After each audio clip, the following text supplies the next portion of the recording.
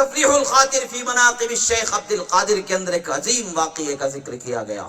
ایک خاتون غوث اعظم کی بارگاہ میں حاضر ہوتی ہیں، عرض کرتی ہیں حضور میرا بیٹا دریا میں ڈوب چکا ہے، میرا تنہا وہی سہارا ہے، بس مجھے میرا بیٹا لوٹا دیجیے، مجھے میرا بیٹا چاہیے. وہ یقین رکھتی تھی کہ نگاہ ولی میں وہ تاثیر دیکھی، نگاہ ولی میں وہ تاثیر دیکھی، بدلتے ہزاروں کی تقدیر دیکھی. وہ جانتی تھی کہ اللہ کے ولی کی نظر ہو جائے، جو پانی کے قطرے سے پیدا کرنے پر جو رب قادر ہے، وہ ولی کی دعا سے بنائے ہوئے کو پھر اٹھانے میں کیوں قدرت نہ رکھے؟ وہ کیسے اس پر قادر نہ ہو؟ یہ تو ہو ہی نہیں سکتا.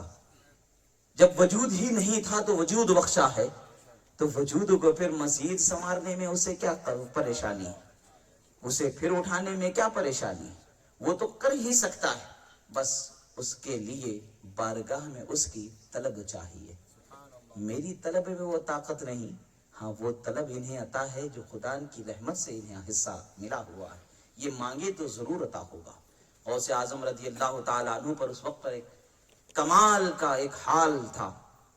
آپ فرماتے ارجعی الی بیتک ستجدی فی بیتک ولدک، فرمایا فی بیتک ولدک، فرمایا کہ جاؤ اپنے گھر لوٹ جاؤ، ضرور تم اپنے بیٹے کو اپنے گھر میں پاؤ. سبحان اللہ سبحان اللہ. خوشی خوشی گھر پہنچتی ہے، گھر اندھیرا ہے، بیٹا نظر نہیں آتا. پھر واپس آتی ہے، کہتے حضور آپ نے تو کہا گھر میں بیٹا پاؤ گی، میں جاتی ہوں تو گھر خالی پاتی ہوں.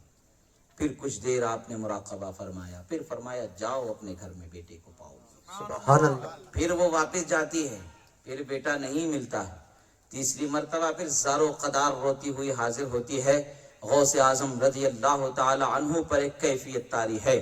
غوث اعظم کی بارگاہ میں عرض گزار ہوتی ہے. غوث اعظم کے زبان اقدس سے کچھ دیر بعد کلمات مبارکہ جاری ہوتے ہیں، خدا کی قسم تم اپنے گھر میں جاؤ، ضرور تمہارے بیٹے کو تم پا جاؤ گی. سبحان یہ اللہ. جملہ نکلنا تھا، اسی یقین کے ساتھ وہ واپس جاتی ہے جس یقین کے ساتھ پہلی دفعہ گئی تھی، جس یقین کے ساتھ دوسری دفعہ گئی تھی، اسی یقین کے ساتھ اپنے گھر جاتی ہے اور اپنے بیٹے کو گھر میں کھیلتا ہوا وہ پا لیتی ہے. حضرت پیران پیر غوث اعظم کی بارگاہ میں اپنے بیٹے کو لے کر آتی ہے، دعاؤں کے ساتھ اپنے بیٹے کو اور سرفرازیوں کے حاصل کرنے کے لیے حاضر ہو جاتی ہے. حصول کا مقصد پورا ہو جاتا ہے، واپس جاتی ہے. رب ذوالجلال کی بارگاہ میں مراقبہ میں اولیاء کا طریقہ ہوتا ہے، الہامی کلام ان سے ہوتا ہے. اللہ تعالیٰ کی بارگاہ میں وہ اپنے قلب سے کلام کرتے ہیں، قلب پر خدا ان کے الہام فرماتا ہے. سوال قلب میں ہوتا ہے، جواب قلب پر اترتا رہتا ہے. قلب کو خدا نور سے روشن فرماتا ہے.